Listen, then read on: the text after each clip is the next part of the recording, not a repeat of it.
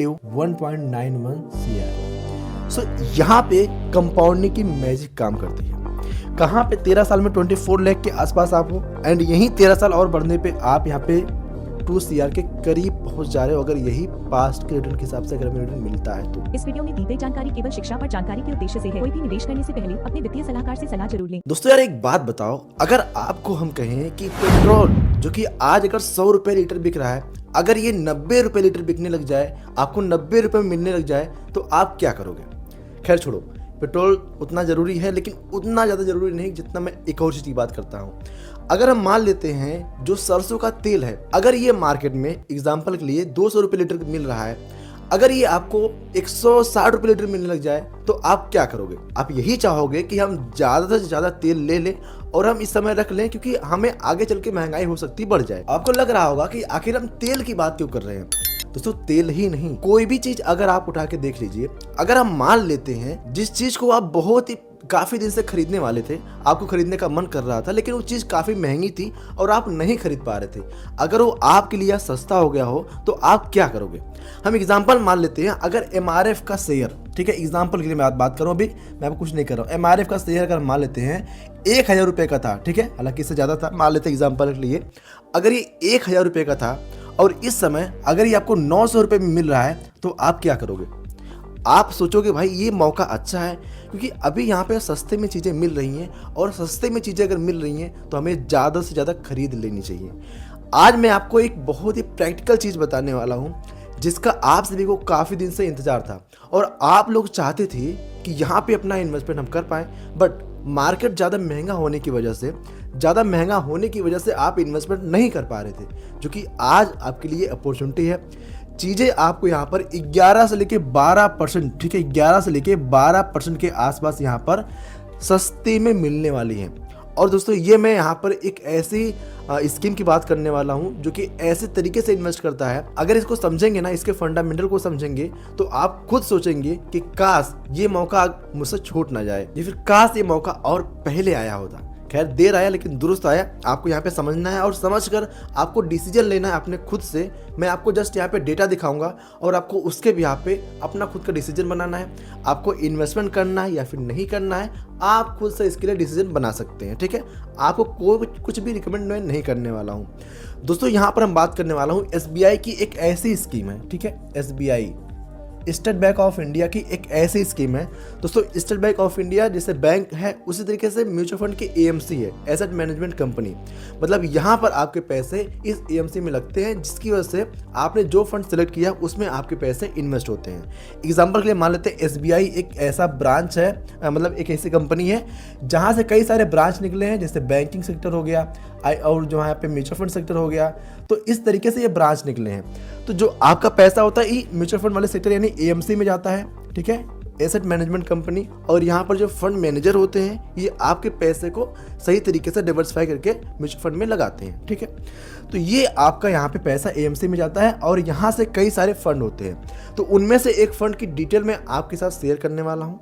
आपको रिकमेंड बिल्कुल नहीं करूँगा, जस्ट उसका जो डेटा है मैं आपको दिखाने वाला हूँ, और ये फंड करता क्या है, कहाँ पे पैसे लगाता है, कैसे कंपनी ये चुनता है और कितने डिस्काउंटेड प्राइस पे अभी ये मिल रहा है, इसकी रेटिंग क्या है, इसकी NAV क्या है, सारी डिटेल आपके साथ मैं शेयर करने वाला हूँ। और दोस्तों SBI होने के नाते जो रूरल एरियाज़ है, जो अर्बन एरियाज़ है, यहाँ पर जिस तरीके से SBI के बैंक में लोग ट्रस्ट करते हैं, SBI का नाम आने की वजह से काफ़ी ट्रस्ट लोगों का बढ़ जाता है, ठीक है। तो यहाँ पर हम बात करते हैं सबसे पहले फंड की। दोस्तों यहाँ पर जो फंड है ना, इसका जो कैटेगरी है, जो इन्वेस्टमेंट करने की स्ट्रेटजी है, ये ऐसी कंपनी में इन्वेस्ट करता है, ऐसे स्टॉक चुनता है जो स्टॉक अंडर वैल्यूड हो बट लॉन्ग टर्म में इन स्टॉक की परफॉर्मेंस बेटर हो, ऐसे स्टॉक को ये फंड चुनता है। जैसे अगर हम मान लेते हैं कोई स्टॉक XYZ है, ठीक है, XYZ कोई स्टॉक है, अभी इसका डाउनफॉल चल रहा है, ठीक है, अभी ये लगभग 10% नीचे में है। कोई मान लेते हैं YZX स्टॉक है, ये भी अभी नीचे चल रहा है, ठीक है, इस तरीके से चल रहा है, ये 5% नीचे चल रहा है।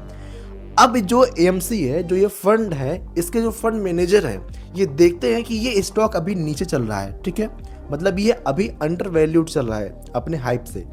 तो अगर ये अंडर वैल्यूड चल रहा है तो इसके पास की परफॉर्मेंस क्या रही है, पिछले 10 साल, 15 साल, 20 साल इसकी परफॉर्मेंस क्या रही है, और अगर ये अंडर वैल्यूड अभी चल रहा है तो क्या आगे इसकी फ्यूचर में ग्रोथ देने की संभावना है। ये जो फंड मैनेजर तो ये रीड करते हैं कि आगे आने वाले 2-4 साल, 5 साल बाद ये स्टॉक उठने वाले हैं कि नहीं उठने वाले हैं, यानी ये सब मिला के आप कह सकते हो कि ये बढ़िया स्टॉक है कि नहीं है। जब फंड मैनेजर ये पूरी तरीके से सुनिश्चित हो जाते हैं कि नहीं ये स्टॉक मुझे ठीक लग रहा है, ये आगे चल के इसके फंडामेंटल बता रहे हैं कि भाई ये ग्रोथ दे सकता है, ये बढ़िया स्टॉक है, तो यहाँ पर जो फंड मैनेजर होते हैं ये जो पैसे होते हैं इनके पास ये यहाँ पर इन्वेस्ट करते हैं, अपने हिसाब से एक्सपोजर रखते हैं, ठीक है, जितना उनको रखना होता है, जिस हिसाब से वो अंडर वैल्यूड होते हैं, जिस तरीके से उनकी परफॉर्मेंस होती है उस हिसाब से अपने पैसे को यहाँ पे इन्वेस्ट करते हैं। और सब मिला के दोस्तों मैं अभी तक बताऊं, जो फंड ये शुरू हुआ 2013 से, मैं अभी यहाँ पे देख पा रहा हूँ 2013 से इस फंड की स्टार्टिंग हुई है, और इसकी रेटिंग अगर हम देखते हैं तो अभी ग्रोथ इसकी रेटिंग 5 स्टार की दिख रही है। 5 स्टार की रेटिंग अपने आप में होना फंड के लिए काफ़ी बेहतरीन सिग्नल होता है, ठीक है, मतलब यहाँ पे फंड ने अच्छी परफॉर्मेंस दिया लोगों का, तब यहाँ पे लोगों ने अपना ट्रस्ट बनाया है, तब लोगों ने यहाँ पे अपना इन्वेस्टमेंट किया है। मैं आपको रिकमेंड नहीं कर रहा हूँ, जस्ट एजुकेशनल पर्पस के लिए आप यहाँ पे समझिएगा। अब दोस्तों 5 स्टार रेटिंग तो मिलना, चलिए ठीक है मिल गई 5 स्टार रेटिंग, लेकिन अब यहाँ पे एक सवाल उठता है कि आखिर यहाँ पर इस फंड में कितना ज़्यादा एसेट इन्वेस्टेड है, मतलब कितना पैसा यहाँ पे इन्वेस्ट किया गया है। अब मैं बात करता हूँ यहाँ पर इसके AUM की, AUM यानी एसेट अंडर मैनेजमेंट, इस फंड के पास कितना पैसा है। तो दोस्तों इस फंड के पास लगभग 49,000 करोड़ से ज़्यादा फंड इन्वेस्टेड है, मतलब लोगों ने अपना इतना ट्रस्ट दिखाया है कि इस फंड के पास, अकेले SBI के इस फंड के पास में लगभग 49,000 करोड़ रुपए इस फंड में इन्वेस्टेड है। मतलब ये फंड 49,000 करोड़ मैनेज करता है, अपने स्टॉक्स में लगाता है जो चुनता है, ठीक है। मैंने आपको बता दिया किस तरीके से चुनते हैं, देखते हैं कौन सा स्टॉक अंडर वैल्यूड अभी चल रहे हैं, आगे चल के इनकी ग्रोथ की संभावनाएं हैं, उस हिसाब से अपना ये पैसा उसमें इन्वेस्ट करते हैं। अभी कौन से स्टॉक इन्होंने अभी रखे हैं मैं आपको ये भी दिखाऊंगा, और समय के साथ साथ स्टॉक चेंज भी होते रहते हैं। इनको दिखते हैं कोई स्टॉक ओवर वैल्यूड हो चुका है तो उसमें से एग्जिट करके जो स्टॉक अभी अंडर वैल्यूड चल रहे हैं वहाँ पे ये इन्वेस्ट करते हैं। एक और मैं चीज़ आपको समझाना चाहूँगा, ऐसा नहीं है कि जो ये फंड है ये ऐसे स्टॉक को चुनता है जो पेनी स्टॉक है, ऐसे नहीं है, ये ऐसी बड़ी बड़ी कंपनीज को चुनते हैं जिनका स्टॉक अगर आपको लेना हो तो आप एक बार सोचें कि यार इसमें इतना ज़्यादा इन्वेस्ट करूँगा तब इसके एक शेयर ले पाऊंगा, मतलब ऐसे ऐसे स्टॉक में पैसे इन्वेस्ट किए जाते हैं, ठीक है। तो यहाँ पे 2013 से अभी तक देख रहे हैं कि 5 स्टार की रेटिंग मिली हुई है एंड AUM साइज इसका 49,000 करोड़ से ज़्यादा है। अब मैं आपको एक चीज़ बताता हूँ, इसके जो एक्सपेंस रेशियो है जो कि फंड में काफ़ी ज़्यादा मैटर करता है कि किसी फंड में उसका खर्चा कितना ज़्यादा लग रहा है, मतलब अगर जो पैसे हम इन्वेस्ट कर रहे हैं और वहाँ पे जो फंड मैनेजर है इस फंड में कितनी फीस चार्ज कर रहा है। अब जनरली अगर हम किसी फंड मैनेजर को हायर करने जाएंगे तो भाई 2-4 लाख रुपए लग जाएंगे उसके महीने की फीस, अगर हम इन्वेस्ट करने जा रहे हैं, ठीक है। अब इतनी बड़ी फीस तो हम दे नहीं पाएंगे, तो उससे अच्छा हम म्यूचुअल फंड में इन्वेस्ट करते हैं जिसकी वजह से फीस हमारी बहुत ही कम लगती है। इसमें भी कई जगह पे 1% 2% तक फीस लग जाती है, बट इस फंड की मैं खासियत बताता हूँ, यहाँ पर जो एक्सपेंस रेशियो है दोस्तों 1% से भी कम एक्सपेंस रेशियो, यहाँ पर लगभग एक्सपेंस रेशियो की बात करते हैं तो ये पॉइंट यानी 0.75% का एक्सपेंस रेशियो आपको देखने को मिल रहा है। 0.75% यानी 1% से कम इसका खर्च लग रहा है। अच्छा दोस्तों मैं आपसे रिक्वेस्ट करना चाहूँगा, फंड जानो उससे पहले आपसे रिक्वेस्ट करना चाहूँगा, अगर वीडियो आपको पसंद आ रही हो ना तो वीडियो को लाइक कर दीजिएगा और चैनल को सब्सक्राइब कर लीजिएगा। मेरा गला बैठा हुआ है फिर भी मैं कोशिश कर रहा हूँ आपके लिए वीडियो बनाऊँ और बेहतरीन से बेहतरीन आपको कंटेंट दे पाऊँ, क्योंकि जो ये अपॉर्चुनिटी अभी आपको दिख रही है ना, अभी जो यहाँ पे डिस्काउंटेड प्राइस आपको दिख रहा है ना, हो सकता है आगे चल के ये डिस्काउंटेड प्राइस आपको ना मिले, ये हो सकता है आपके लिए लास्ट चांस हो।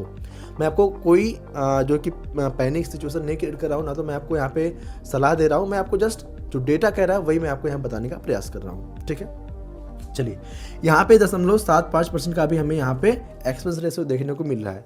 अब दोस्तों यहाँ पर एक और चीज़ मैटर करती है, हमने इन्वेस्टमेंट तो कर दिया, क्या होगा अगर हमें पैसे की ज़रूरत लग गई और उस फंड से हम पैसे निकालना चाहें तो कितना हमें चार्ज देना पड़ता है। बहुत सारे ऐसे फंड है जहाँ पे 2% 3% तक चार्ज देने पड़ जाते हैं, मतलब इतना एक्सपेंस रेशियो कर जाता है, एग्जिट लोड कर जाता है, जो कि बहुत ही गड़बड़ होता है हमारी मेहनत कमाई के हिसाब से। यहाँ पे दोस्तों एग्जिट लोड की हम बात करते हैं अगर, तो एग्जिट लोड में ये अगर आप 30 दिन के भीतर अपने पैसे को निकालते हो तो 0.25% का एग्जिट लोड आपको देना पड़ता है। 0.25% का एग्जिट लोड। बहुत सारे फंड में जनरली 1% से कम एग्जिट लोड नहीं रखते हैं, बट इस फंड में 0.25% का एग्जिट लोड है, जो कि मेरे हिसाब से काफ़ी बेहतरीन लगता है। और यही नहीं, अगर आप 90 डेज के अंडर में निकालते हो अपने पैसे को, 0.10% आपको यहाँ पे एग्जिट लोड देना पड़ता है, जो कि और बेहतर हो जाता है, इसको बना देता है 3 महीने के अंदर में पैसे अगर आपको निकालना है 1 महीने के बाद में। अब यहाँ पे अगर आप 90 डेज के बाद निकालते हो, अगर आप 90 डेज के बाद विड्रॉल करते हो, तो आपको यहाँ पे 0 एग्जिट लोड देना है, मतलब कोई भी आपको यहाँ पे एग्जिट लोड नहीं लगता, जो कि इस फंड को थोड़ा और सुपर बनाती है मेरे हिसाब से। चलिए, यहाँ पर आप अभी तक समझ लिए ना। अब यहाँ पे समझते हैं इस फंड की होल्डिंग। मतलब इस फंड में अगर आप इन्वेस्ट करते हैं, SBI के जो ये फंड है, तो ये आपके पैसे को कौन कौन सी कंपनीज में और कितने कितने परसेंटेज में ये बांटता है, लगाता है। देखिए एग्जाम्पल यहाँ पे देखिए, ये आपकी कुछ होल्डिंग यहाँ पे दिख रही है। इनमें आपको HDFC भी दिख रही है, रिलायंस दिख रही है, टाटा दिख रही है, मतलब बड़ी बड़ी कंपनीज हैं, और भी नीचे आप देख रहे हैं। तो ये आपकी होल्डिंग है, मतलब आपके पैसे बड़ी बड़ी कंपनीज में लग रहे हैं, और यहाँ पर लग रहे हैं मतलब जितने उनके परसेंटेज के हिसाब से जितना अंडर वैल्यूड अभी चल रहे हैं, और आगे इनकी ग्रोथ की संभावना जितना दिख रही है, उस हिसाब से ये जो कि फंड यहाँ पे आपको दिख रहे हैं, सॉरी स्टॉक आपको दिख रहे हैं। अब दोस्तों यहाँ पे समझने वाली बात क्या है, हमने फंड की डिटेल ओवरव्यू हमने चेक कर लिया, हमने AMC जान लिया कि SBI की AMC के फंड है। अब दोस्तों हम आगे जाने कैलकुलेशन कि अगर यहाँ पर जब से फंड शुरू हुआ है तब से हमने इन्वेस्ट किया होता तो आज से कितनी वैल्यू बनती, और आज से लगभग जितना हमने पीछे इन्वेस्ट किया अगर इतना और छोड़ते हैं तो कितना वैल्यू बन सकती है, एग्जाम्पल और इलस्ट्रेशन के लिए। लेकिन उससे पहले हम जान लेते हैं कि अभी के टाइम में ये फंड कितना डिस्काउंटेड प्राइस पे चल रहा है। समझते हैं जरा सा, यहाँ पे समझते हैं, यहाँ पे समझ लेते हैं, ठीक है दोस्तों। अगर पिछले 1 महीने की हम बात करते हैं, पिछले 1 महीने में ये फंड लगभग 11.88% का निगेटिव यानी माइनस में भी चल रहा है, मतलब 11 से 12% अभी आपको डिस्काउंटेड प्राइस में मिल रहा है। हर सिक्के के 2 पहलू होते हैं, या तो आप उससे डरिए या तो आप उसको अपॉर्चुनिटी समझिए। मतलब अगर अभी 11% का लॉस आप देखेंगे तो आप इससे डरेंगे, और 11% का अगर आप अपॉर्चुनिटी देखेंगे तो आपको लगेगा नहीं भाई ये मौका दिख रहा है हमें सस्ते में खरीदने का, ठीक है। तो जो एक्सपर्ट होते हैं ये मौका समझते हैं। 1 महीने में -11.88% का डिस्काउंट प्राइस चल रहा है। अगर हम बात करते हैं 6 मंथ की, तो दोस्तों यहाँ पे लगभग -719% का निगेटिव चल रहा है, और 1 साल की बात करते हैं तो लगभग 2% के आसपास हमें निगेटिव देखने को मिल रहा है। मतलब 1 साल से अभी ये जो फंड है सस्ते में यानी 2% तक लगभग निगेटिव में चल रहा है। 2% से मतलब जो लोग 1 साल पहले इन्वेस्ट किए होंगे वो भी अभी प्रॉफिट में नहीं होंगे, क्यों? क्योंकि ये जो फंड है ना ये अंडर वैल्यूड स्टॉक में ही इन्वेस्ट करता है। मतलब जो स्टॉक इसको सस्ते मिल रहे हैं और इनकी ग्रोथ की पोटेंशियल अभी दिख रही है आगे, तो उसी में ये फंड इन्वेस्ट करता है, और इसी की स्ट्रेटजी है। अगर हम बात करते हैं जब से फंड शुरू हुआ है 2013 से अब तक, लेकिन उससे पहले समझ लेते कि ये फंड 3 साल में कैसा परफॉर्मेंस दिया है। तो पिछले 3 साल में इस फंड के अगर रिटर्न की बात करते हैं, 3 साल में इसका पास्ट रिटर्न रहा दोस्तों 16.34% का। अब बताइए आप, पिछले 3 साल से अगर कोई अपना इन्वेस्टमेंट बना के रखा है, मतलब उसको यहाँ पर अभी 16% का रिटर्न देखने को मिल रहा है पास्ट के हिसाब से। अच्छा, यहाँ पे बात करते हैं अगर कोई 5 ईयर अपना बना के रखा है तो उसको लगभग 18.74% का ग्रोथ दिख रहा है। यहीं पे ऑल टाइम में जब से फंड शुरू हुआ यानी 2013 से अब तक, तो इस फंड में लगभग 15% अभी ये चल रहा है जिस दिन ये वीडियो शूट हो रहा है। आप ये देख सकते हैं कि जब से फंड शुरू हुआ है इतना करेक्शन के बाद भी यहाँ पर अभी 15% के आसपास रिटर्न आपको देखने को मिल रहे हैं पास्ट का। एंड यहाँ पे पास्ट की बात करते हैं तो लगभग 3 साल में 16% का, और 5 साल में जिस किसी ने अपने पैसे को इन्वेस्ट किया है 18% का अभी उसको पॉजिटिव रिटर्न देखने को मिल रहा है इतने करेक्शन के बाद भी। तो दोस्तों हम किसी इंडिविजुअल स्टॉक्स में इन्वेस्ट करते हैं तो हमें थोड़ा सा फंड चुनने में समझने में दिक्कत होती है, प्रॉब्लम होती है, लेकिन वही अगर हमारे कोई एक्सपर्ट हमारे पैसे को मैनेज कर रहा है तो हमारे लिए एक बढ़िया ऑप्शन हो जाता है। खास करके जब कोई ट्रस्टेड AMC हो जिस पर लोग ज़्यादा भरोसा करते हो, और यहाँ पे इसके पास्ट के रिटर्न अगर उसको बेहतरीन बनाते हैं तो ये भी डिस्काउंटेड प्राइस ही मान सकते हैं, ठीक है। मतलब 11 से 12% अभी में डिस्काउंट में मिल रहा है। अब दोस्तों यहाँ पे हम समझेंगे इसका कैलकुलेशन, और उसके बाद हम जानेंगे ये फंड कौन सा है ताकि आपको और भी बेहतरीन तरीके से समझा सके हम। अब दोस्तों हम बात करते हैं कि अगर हम अपना 5,000 रुपये का इन्वेस्टमेंट करते हैं, 5,000 पर मंथ का, और यहाँ पर अगर यही हाइपोथेटिकली जो रिटर्न हमें अभी तक दिख रहा है, अगर यही पास्ट के रिटर्न के हिसाब से कैलकुलेशन करते हैं अपना, और यहाँ पे 2013 से फंड शुरू हुआ था, अगर मोटा माटी जोड़े तो लगभग ये होता है 13 साल के आसपास। ठीक है, हमारा 13 साल का यहाँ पे पीरियड हो गया। अब इस 13 साल में अगर हम 5,000 रुपये का इन्वेस्टमेंट करते हैं और 15% के रेट ऑफ रिटर्न से अगर पास्ट का रिटर्न हम देखें तो लगभग हमारा टोटल जो इन्वेस्टमेंट आ जाता है यहाँ पे, ये था दोस्तों लगभग 7.8 लाख के आसपास। एंड इस पर एस्टिमेटेड रिटर्न इसके हिसाब से लगभग 16.32 लाख के आसपास। एंड टोटल वैल्यू की बात करें तो 24.07 लाख के आसपास हम देख पा रहे हैं। सो यहाँ पे आप हमारा इन्वेस्टमेंट देख रहे हैं एंड यहाँ पे हमारा आप यहाँ पे रिटर्न देख पा रहे हैं, टोटल वैल्यू आप यहाँ पे देख पा रहे हैं। बट मैजिक तो अब यहाँ पे क्रिएट होना चालू होती है कंपाउंडिंग की। कैसे? हमने यहाँ पे 13 साल में 7.8 लाख जमा किया एंड रिटर्न हमें यहाँ पे और टोटल वैल्यू हमारी लगभग 24 लाख के आसपास पास्ट के रिटर्न हिसाब से बनी। बट क्या हो अगर ये 13 साल और हम इसी तरीके से इन्वेस्टमेंट करते चले जाएं और ये जो रिटर्न हमें मिल रहा है अगर यही मिला है, इससे ज़्यादा अगर ना मिले, तो क्या हम देख सकते हैं बन सकता है।